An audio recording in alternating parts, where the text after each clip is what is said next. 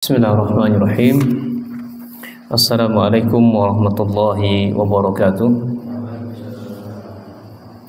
Innal hamdalillah nahmaduhu wa nasta'inuhu wa nastaghfiruh wa natubu ilaih wa na'udzu billahi min shururi anfusina wa min sayyiati a'malina. May yahdihillahu fala mudilla lahu wa may yudlil fala hadiya lahu. Asyhadu an la ilaha illallah wahdahu la syarika lahu wa asyhadu anna Muhammadan abduhu wa rasuluh.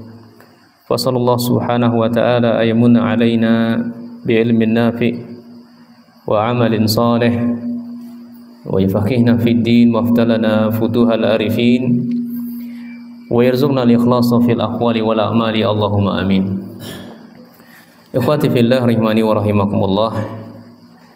Alhamdulillah, dengan taufik Allah subhanahu wa ta'ala, di kesempatan malam hari ini kita kembali melanjutkan pembacaan kitab Hadis Arba'in An-Nawawiyah, dan kita sudah menyelesaikan di hadis yang ketujuh. Malam hari ini insyaallah ta'ala semoga Allah membimbing kita, memudahkan kita mempelajarinya dan memahaminya serta mengamalkannya atau mendakwahkannya di tengah-tengah kita.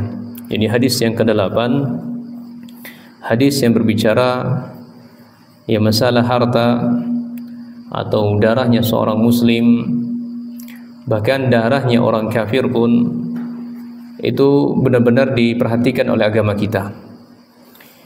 Dan ini menunjukkan ikhwan sekalian, menumpahkan darah seorang muslim atau yang lainnya itu bukan perkara yang mudah. Ini perkara yang berat, banyak mawani, banyak syurut-syurut yang mesti terpenuhi oleh orang-orang yang berkepentingan di dalamnya. Qala mu'allif rahimahullah, al-hadisu samin, hadis yang ke-8, hadis dari sahabat Ibnu Umar radhiyallahu anhuma.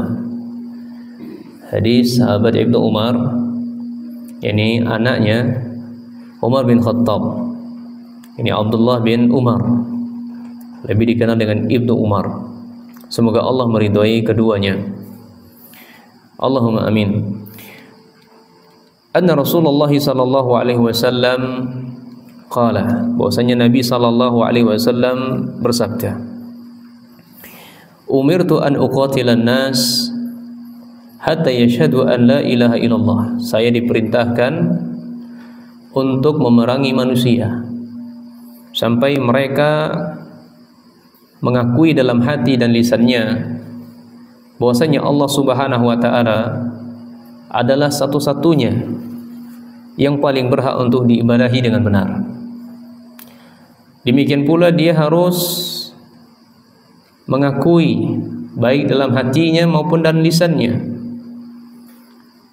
menunjukkan kesempurnaan keimanan seseorang bahwasanya Nabi Muhammad alaihi salatu wasalam adalah utusannya Allah Subhanahu wa ta'ala. Wa yuqimus shalah, dan mereka menegakkan zakat. Wa yuqimus shalah, menunaikan salat atau menegakkan salat. Wa yu'tuz zakah, dan mereka membayar zakat. Fa iza fa'alu zalika, apabila mereka melakukan itu semua, ini mengucapkan dua kalimat syahadat, menunaikan salat, membayar zakat. Ketika mereka melakukan itu semua, ikhwan, maka kata Nabi SAW, asamu minni dima'ahum wa amwalahum, maka harta mereka atau darah mereka itu terlindungi. Ini terlindungi dari ajaran Islam, dalam agama Islam. Illa, kecuali, ada pengecualian gitu, ini istisna. Ini bihaqqil Islam, kecuali haknya Islam. Meskipun dia seorang muslim, seorang mukmin, ketika dia melanggar syariat Allah, maka harta dan darahnya halal untuk ditumpahkan. Kapan? Ya, ketika dia membunuh seseorang. Maka dalam syariat Islam, ada syariat Allah yang berlaku di situ adalah hukum qisas. Bunuh, hukumnya pun dibunuh. Mencuri, maka kalau sudah mencapai nisabnya maka dipotong tangannya. Ya. Dan seterusnya. Berzina pun juga demikian. Nah, ini hak-haknya Islam. Meskipun dia seorang muslim, selama dia tidak melakukan pelanggaran-pelanggaran syariat yang kita sebutkan di atas, maka tidak boleh serampangan, tidak boleh memudah-mudahan mengambil harta atau menumpahkan darah seorang muslim. Wa hisabuhum, dan perhitungannya atau balasannya mereka-mereka tersebut itu ada di sisi Allah Subhanahu wa taala. Ini perkara mereka, amal-amalan perbuatan mereka yang mereka lakukan itu haknya Allah Subhanahu wa taala. Allah ingin azab, Allah azab. Allah ingin ampuni, maka Allah akan ampuni. Hadis riwayat Bukhari dan hadis riwayat Imam Muslim. Ikhwan sekalian, jemaah yang dirahmati Allah Subhanahu wa taala. Dalam hadis ini yang diriwayatkan oleh Ibnu Umar,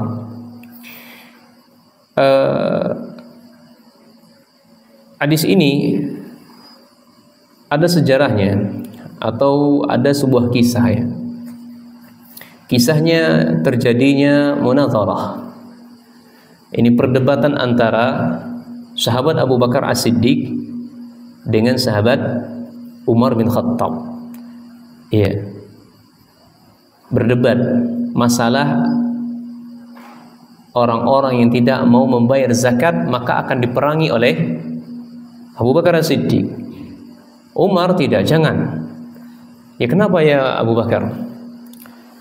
Kenapa engkau perangi? Padahal mereka mengucapkan kalimat la ilaha illallah. Kata Abu Bakar, tidak. Ya, kata Abu Bakar, tidak. Illa bihaqil Islam, kata Nabi, kata Abu Bakar, kecuali haknya dalam Islam. Nah, zakat itu haknya Islam. Ya, haknya Islam. Maka orang-orang yang mereka dulu di zaman Nabi SAW tidak membayar zakat, menunaikan zakat kepada Nabi SAW, dan sekarang Nabi sudah tidak ada, mereka murtad, banyak keluar dari agama, sehingga mereka nggak mau bayar zakat lagi. Wallahi demi Allah, saya akan benar-benar memerangi orang-orang yang tidak membayar zakat sampai mereka membayarnya. Ini kisahnya. Nanti insya Allah akan datang penjelasan oleh saya di sini. Jadi kesimpulannya ya ikhwan, hadis yang dibawakan oleh Ibnu Umar ini tidak diketahui oleh sahabat Abu Bakar dan Umar. Meskipun sahabat senior. Iya. Meskipun sahabat senior. Sekiranya sahabat Abu Bakar dan sahabat Umar mengetahui hadis yang dibawakan Ibnu Umar, tidak akan pernah terjadi namanya perdebatan. Ya, tidak akan pernah terjadi. Ini menunjukkan Abu Bakar dan Umar nggak ngerti hadis ini, nggak sampai hadis ini, hanya sampai kepada sahabat Ibnu Umar. Nah, mari kita baca keterangan Syekh di sini, atau sebelum keterangan Syekh. Di sini ada kalimat ya, umirtu. Kata Nabi SAW, umirtu. Iya, umirtu ini adalah amarani Rabbi, yang memerintahkan saya adalah Rabbku. Iya. Dan umirtu ini adalah fi'il madi. Kalau bahasa Arab itu ada fi'il madi, fi'il mudhari', fi'il amr. Ini fi'il madi yang majhul, dimajhulkan. Iya, yang dimajhulkan. Yang majhul itu apa ya? Ya, artinya disembunyikan. Iya. Disembunyikan, dan dia ini adalah mabni ala sukun sebenarnya, karena bersambung dengan dhamir rafa yang mutaharrikah, ya, dhamir rafa yang berubah-ubah, karena tu itu bisa jadi umirtu, umirta, umirti. Iya. Nah, dia ini adalah fi'il madi majhul, maka butuh di situ fa'ilnya apa? Karena dia ini adalah fi'il madi majhul, maka nggak butuh fa'il. Yang butuh adalah naibul fa'il. Ya, yang butuh naibul fa'il. Naibul fa'il itu pengganti dari fa'il. Apalagi itu Allah. Ya, intinya itu ikhwan ya. Ini kita berbagai faedah untuk motivasi kita semuanya belajar bahasa Arab. Ya, semoga bisa menentukan mana isim, mana fi'il, mana huruf, mana tanda-tanda isim, mana tanda fi'il. mana isim-isim yang rafa, mana isim-isim mansub dan masa yang jazam dan seterusnya. Nah, lihat. Jadi yang diperintahkan di sini siapa? Umirtu, saya diperintahkan. Berarti siapa yang merintahkan? Yang merintahkan Nabi siapa? Allah Subhanahu wa taala. Jadi sini pelakunya disembunyikan.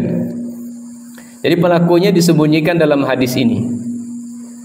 Ya, jadi dari sebab kalau ditinjau dari secara lughah, secara bahasa, atau ditinjau dari secara istimalan, ya, penggunaannya ini bisa digunakan dalam perkara fil umuri kauniyah, atau juga bisa digunakan dalam masalah al umuri fil umuri syar'iyyah, ya, dalam perkara syar'iyyah.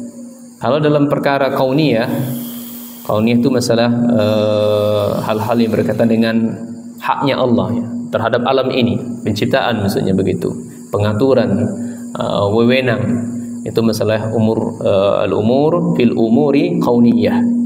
Sama seperti contoh firman Allah Subhanahu wa taala, wa khuliqal insanu dha'ifa.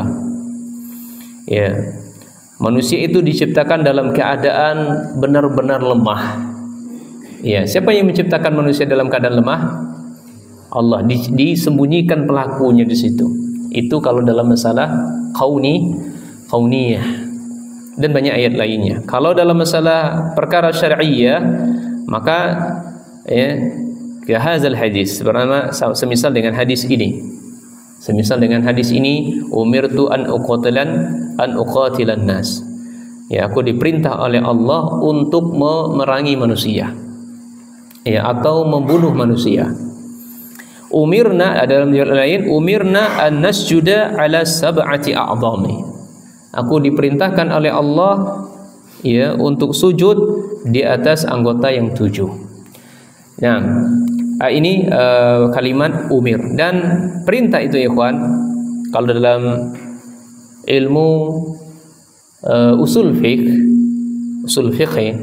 ini kenapa saya sebutkan usul fiqh, juga motivasi kita semuanya agar kita mempelajari ilmu usul fiqh yang dasar-dasar. Nah, kata para ulama, yang namanya perintah itu adalah talabul fi'li ala wajhi isti'la. Talabul fi'li ala wajhi isti'la. Ini perintah itu maksudnya adalah dituntut seseorang melakukan perintahnya dari sesuatu yang tinggi. Paham tak maksudnya? Itu namanya al-amru. Mudir memerintahkan kepada anak buah, itu perintah namanya. Atau ketua yayasan memerintahkan ke mudir misalnya untuk melakukan ini dan itu perintah. Ketua yayasan yang tingginya. Ya, jadi adalah perbuatan atau pekerjaan yang mesti dilakukan oleh anak buah yang bersumber dari yang tertinggi. Nah, kalau seangkatan atau sekedudukannya sama-sama mudir misalnya, sama-sama kepala sekolah, atau sama-sama guru, itu bukan perintah namanya. Disebutkan itu dalam ilmu lughah itu adalah iltimas. Ya, iltimas. Ya, kepala sekolah, Mas minta tolong ya, Ustaz, atau sama-sama ya, kedudukannya sama-sama, sederajat, maka itu disebut dengan iltimas, statusnya sama. Kalau yang dari bawah ke pucuk, itu disebut dengan doa atau disebut dengan su'alan. Ya, misalnya guru tadi, ya, kalimatnya perintah kepada mudirnya, Ustadz minta tolong dong bikinin itu, Ustadz minta tolong dong bikin peraturan ini dan peraturan itu dan segala macamnya. Itu kalau dari bawah ke pucuk, ke mudir atau ke kepala sekolahnya, itu disebut dengan doa atau su'al. Nah, ini apa namanya, sedar berbagi ilmu lughah, ilmu terapan di antara kita, ya. Kalau dari yang tinggi kayak yang rendah, apa namanya? Perintah. Kalau statusnya sama, iltimas. Ya, iltimas. Mudir sama mudir, guru sama guru, Misalnya, Ustaz, tolong dong ambilin kertas itu sini. Ya kan? Itu bukan perintah, tapi iltimas. Iya. Sama iltimas dan seterusnya. Nah, ini kalimat perintah umirtu. Kemudian an uqatilan nas. Aku diperintahkan oleh Allah untuk memerangi atau membunuh. Karena kalimat uqatil ya atau memerangi, tidak setiap orang memerangi itu berarti membunuh ya. Tidak setiap memerangi seseorang bukan berarti harus membunuh. Tapi maksudnya adalah, jelaskan Sulaiman rahimahullah, adalah mereka ini berusaha bersungguh-sungguh untuk melawan orang-orang yang bertentangan dengan dia tadi agar kembali kepada ajaran yang murni. Iya, agar kembali kepada firman Allah, agar kembali dia meninggikan firman Allah. Kembali kisah tadi, orang-orang yang murtad tadi yang tidak mau membayar zakat sehingga diperangi oleh Abu Bakar As-Siddiq, bukan maksudnya membunuh orang-orang yang bukan maksudnya Abu Bakar membunuh orang-orang yang nggak mau bayar zakat. Maksudnya Abu Bakar memerangi mereka agar mereka kembali ke ajaran yang murni. Dulu kalian bayar tuh zakat. Kenapa giliran saya jadi khalifahnya, pengganti Rasul, kalian kok nggak mau? Ingin memotivasi lagi, ingin mengembalikan ajaran yang dulu itu. Sekarang saatnya kamu tunaikan. Sebagaimana engkau dulu bayar pada zaman Rasul, sekarang pun juga sama. Syariat itu tidak akan berubah. Itu maksud sahabat Abu Bakar As-Siddiq. Bukan maksud memerangi, bukan maksud membunuh, menumpahkan darah orang-orang yang murtad. Ya. Nah, oleh karenanya sahabat Abu Bakar As-Siddiq bersikap seperti itu karena beliau mengkiaskan. Iya, zakat, karena kalimat zakat pasti selalu digandingkan dengan salat. Ya, wa yuqimus shalah wa yutuz zakah wa yuqimus shalah, dan banyak ayat-ayat yang berbicara seperti itu. Tunaikanlah salat, bayarlah zakat. Nah, baik, kemudian an-nas, dalam kalimat an-nas ini di situ ada alif lam. Ya, ada alif lam. Maka maksud an-nas di sini bukan bukan manusia secara umum, tidak, tapi manusia secara khusus. Ya. Karena alif lam kalau dalam bahasa Arab itu ma'rifat. Ya, ma'rifat sudah diketahui orangnya, khusus orangnya, ini loh orangnya, bukan semua orang. Jadi orang-orang tertentu yang diperangi. Kemudian hatta ini adalah memberikan yufidu lil ghayati, tujuan, bukan hatta li ta'lil, bukan. Meski ada pendapat para ulama mengatakan ini hatta li ta'lil. Ala kulli hal, makna yang lebih mendekati hatta ini adalah kalimat lil ghayah. Pelajarannya udah tinggi terus nih. Nah, maka insyaallah ya. Kita kan udah setahun lebih ya. Ya setahun lebih kayaknya. Tidak masalah, sedikit-sedikit disinggung. Jadi lil ghayah, maksudnya hatta di sini adalah jadi benar-benar memerangi. Benar-benar memerangi sampai mereka bersaksi gitu loh. Sebelum mereka bersaksi maka tetap akan diperangi. Namun ketika mereka sudah mengucapkan kalimat la ilaha illallah, berhenti. Maka karena tujuannya sudah terpenuhi. Itu lil ghayah tadi, tujuannya sudah terpenuhi. Ketika tujuannya belum terpenuhi, maka belum bisa, maka tetap akan diperangi. Kemudian yashhadu an la ilaha illallah. Ya, mereka mengucapkan dua kalimat la ilaha illallah, baik secara lisan maupun secara batin, ya. Lisan saja sebenarnya sudah cukup. Ya, secara lisan saja sebenarnya sudah cukup. Tidak perlu seseorang untuk dituntut mengimaninya secara pasti dalam hatinya. Ya, pernah ya, kalau nggak salah Usama bin Zaid kalau tidak salah. Usama bin Zaid, kalau nggak salah, salah satu sahabat yang paling dicintai oleh Rasul sallallahu alaihi wasallam, itu kan. Ketika terjadi peperangan bersama para sahabat yang lainnya, maka orang-orang kafir waktu itu kalah begitu. Kemudian orang-orang Ansar ingin memenggal lehernya, membunuh lehernya, kemudian dia mengucapkan kalimat la ilaha illallah. Ya, kalimat la ilaha illallah. Tidak jadi orang Ansar ini membunuh orang kafir ini. Kemudian Usama mendekati, udah langsung dipenggal. Ya, langsung dipenggal mati orang itu. Kemudian sampailah berita ini kepada Rasul sallallahu alaihi wasallam, ya, bahwasanya Usamah ini membunuh orang yang mengucapkan la ilaha illallah. Nabi marah kepada sahabat Usama ini, sampai Nabi sallallahu alaihi wasallam mengatakan kepada beliau ini 3 kali diulang-ulang, apakah engkau membunuh orang-orang yang mengucapkan kalimat la ilallah?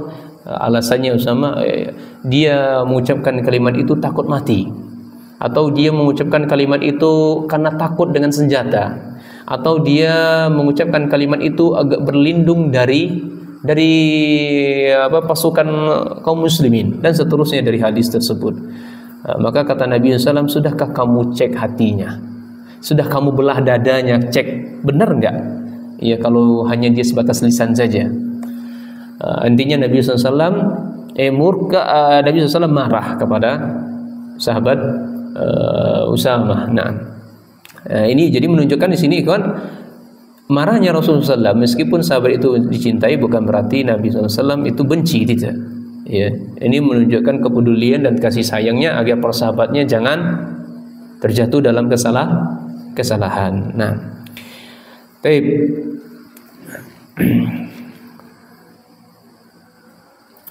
Kemudian wa anna Muhammad Rasulullah sallallahu alaihi wasallam, dan bahwasanya Muhammad adalah utusan Allah Subhanahu wa taala, dan seterusnya dari hadis ini. Tapi kita baca keterangan Syekh di sini. Qauluhu ta'ala, qauluhu umirtu, aku diperintahkan.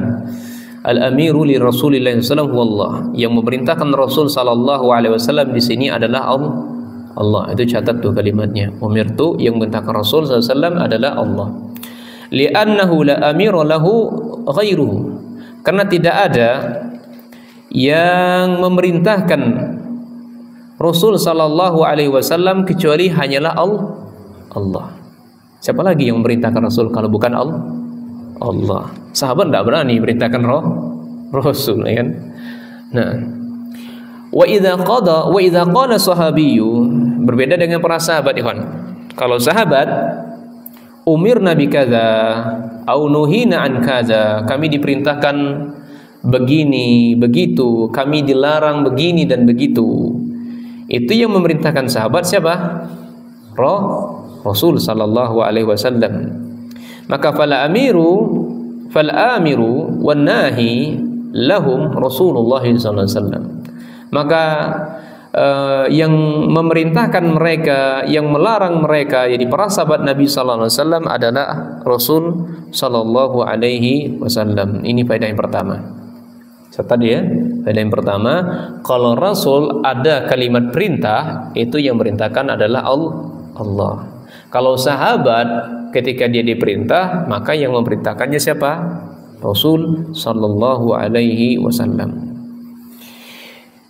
Lamma tufiya Rasulullah sallallahu alaihi wasallam ustikhlifa Abu Bakar radhiyallahu anhu. Tatkala Nabi sallallahu alaihi wasallam wafat, ini meninggal, maka yang menggantikan posisi Rasul sallallahu alaihi wasallam sebagai pemimpin tertinggi yaitu sahabat Abu Bakar As-Siddiq. Iya. Wartadda man irtadda minal Arab, dan banyaklah orang-orang Arab, ya, mereka berbondong-bondong keluar dari agama Islam. Bahasa kitanya murtad. Tidak hanya sebatas murtad saja, wamtana'a man imtana'a min daf'iz zakah. Mereka enggak mau lagi bayar zakat. Ya. Murtad, Rasulullah SAW meninggal, mereka murtad dan tidak mau bayar zakat. Maka azama Abu Bakrin ala qitalihim Sahabat Abu Bakar memiliki azam, ya, azam, memiliki keinginan yang kuat. Ini ya, azam, niat, satu lagi itu apa namanya? Wahan, ya, wahan. Ada 3 itu. Azam, niat, wahan. Itu berbeda. Ya. Kalau wahan itu hanya terbesit dalam hati, nggak ada motivasinya, hanya terbesit saja, saya mau melakukan ini aja. Ya, Tuhan. Tapi kalau azam sudah bertekad ingin melakukan, ya, bersungguh-sungguh ingin mau melakukan suatu pekerjaan, itu namanya azam. Tapi kalau niat beda. Niat itu adalah muqtarinan bil fi'li. Ya, kalau dalam bahasa fikih begitu, Pak. Muqtarinan bil fi'li. Ketika mau melakukan pekerjaan. Ketika, bukan sebelum. Ya. Kalau dalam sholat dijelaskan, kalau dalam bahasa fikih itu yang disebut dengan niat, contohnya sholat. Di mana niatnya? Di mana niatnya? Ya, di antara takbir huruf alif sampai dengan huruf ra. Situ niatnya. Allahu akbar, situ niatnya. Jadi ketika dia mau melakukan suatu perbuatan atau pekerjaan. Nah, di sini kalimatnya digunakan oleh Syekh adalah azam. Berarti beliau belum melakukannya. Tekadnya saja, bertekad keras ingin mau memerangi, ya, memerangi orang-orang yang tidak mau bayar zakat. Bina'an ala, maka berdasarkan ini ikhwan, anna min haqqi syahadatain, bahwasanya termasuk haknya 2 kalimat syahadat, ya, adalah ada'uz zakah, adalah ada'uz zakati. Ini menunaikan zakat. Ini yang dipahami oleh sahabat Abu Bakar. Orang-orang yang mengucapkan 2 kalimat syahadat, konsekuensinya atau haknya 2 kalimat syahadat ini harus dia membayar zakat. Iya. Walam yakun indahu hadisu bil idafati shalah wa zakah ila syahadatain. Iya. Dan sahabat Abu Bakar, beliau belum mengetahui bahwasanya ada hadis yang disandarkan kepada salat dan zakat sampai kepada 2 kalimat syahadat. Ini yang kita katakan tadi, ya, Abu Bakar dan Umar, ya, mereka tidak mengetahui hadisnya Ibnu Umar, ya. Kama fi hadzal hadis, sebagaimana dalam hadis ini, ya. Fa nazarahu Umar radhiyallahu anhu fi dzalika. Ya, terjadilah perdebatan Umar bin Khattab dengan sahabat Abu Bakar As-Siddiq. Waja'at munazaratu bainahuma fi hadisi Abu Hurairah. Kalau kita mau melihat ikhwan, perdebatan mereka antara Abu Bakar dan Umar ini bisa dilihat dalam hadis sahabat Abu Hurairah, ya, dalam Sahih Muslim nomor 20. Ya, qala, mari kita baca, saya mencantumkan hadisnya. Lamma tufiya Rasulullah sallallahu alaihi wasallam, tatkala Rasulullah sallallahu wafat, wastukhlifa Abu Bakar ba'dahu, kemudian yang menggantikan Nabi sallallahu alaihi wasallam waktu itu adalah sahabat Abu Bakar. Wa kafara man kafara minal Arab, banyak orang-orang Arab yang kafir, banyak orang-orang Arab yang murtad dari agamanya. Ya, qala Umar bin Khattab di Abi Bakar, maka Umar bin Khattab mengatakan kepada Abu Bakar, kaifa tuqatilun nas? Tidak terima, ya. Abu Bakar Umar bin Khattab tidak terima dengan sahabat Abu Bakar. Abu Bakar, bagaimana kamu ini? Kok bisa-bisanya mau memerangi manusia? Ada apa dengan dirimu? Padahal waqad qala Rasulullah SAW, padahal Rasulullah SAW sudah mengatakan, umirtu an uqtilan nas hatta yaqulu la ilaha illallah. Jadi hadis disampaikan kepada Umar bin Khattab ini saja, ya, tidak ada kalimat as-shalah dan zakatnya itu. Iya. Abu Bakar, bagaimana engkau bisa memerangi manusia? Padahal Rasulullah SAW mengatakan, aku akan benar-benar memerangi manusia yang sampai mereka mengucapkan kalimat la ilaha illallah. Faman qala la ilaha illallah, siapa di antara mereka mengucapkan kalimat la ilaha illallah, faqad asama minni, maka malahu wa nafsahu illa bihaqqihi, maka hartanya dan jiwanya itu terlindungi dalam agama kita. Illa bihaqqihi, kecuali dalam haknya. Wa hisabuhum 'ala Allah Ta'ala, dan hisabnya itu ada di sisi Allah Subhanahu wa taala. Kemudian sahabat Abu Bakar bantah Umar. Apa kata Abu Bakar? Faqala Abu Bakar, wallahi, demi Allah wahai Umar, la uqatilanna man farraqa baina salati wa zakah. Ya, demi Allah wahai Umar, saya akan tetap memerangi orang-orang yang membedakan antara salat dan zakat. Nah, ini kalimat ini, ya, Abu Bakar berucap seperti ini karena beliau mengkiaskan antara salat dan zakat nggak boleh dipisah. Ya. Dia adalah satu kesatuan. Orang yang salat mesti bayar zakat. Ya, nggak boleh ndak. Ya. Jadi kekeh dengan pendapatnya Abu Bakar. Fa inna zakah, kata Abu Bakar, fa inna zakata haqqul mal. Karena zakat itu haknya harta. Kau punya harta, ada haknya di situ. Ini zakatnya keluarkan. Wallahi, kata Nabi, kata Abu Bakar, wallahi, demi Allah. Ya, ini kalau orang sudah bersumpah itu kan, maka yang disumpah setelahnya menunjukkan sesuatu yang teramat besar, sesuatu yang teramat penting. Nah, kata Abu Bakar, "Lau mana'uni iqalan kanu yu'addunahu ila Rasulullah sallam laqataltuhum ala man'ihi." Demi Allah, siapa saja orang-orang yang menolak membayar zakat, ya, ini tali yang mengikat onta, iqalan itu tali yang mengikat onta. Kanu yu'addunahu ila Rasulullah, yang dulu mereka membayarnya, memberikannya kepada Rasul sallallahu alaihi wasallam, dan sekarang mereka akan kuperangi disebabkan mereka tidak mau mengeluarkannya. Maka Umar mengatakan, faqala Umar bin Khattab, fa wallahi, demi Allah, fa wallahi, demi Allah. Ini debat antara Abu Bakar dan Umar, kita ngambil pelajaran itu. Harus ada yang mengalah. Lihat, Abu Bakar senior, Umar junior. Siapa yang mengalah di sini? Senior atau junior? Kata Abu Bakar, kata Umar, wallahi, demi Allah, ma huwa illa an ra'aitullah qad syaraha sadra Abi Bakar lil qital. Demi Allah, apa yang terjadi hari ini, apa yang aku saksikan hari ini, aku benar-benar melihat Allah sudah melapangkan hati Abu Bakar untuk memerangi manusia yang tidak mau bayar zakat. Fa'araftu annahu al-haq, dan sekarang aku tahu bahwasanya Abu Bakar adalah benar. Baik. Demikian, nanti insyaallah akan kita lanjutkan setelah salat Isya biiznillah taala.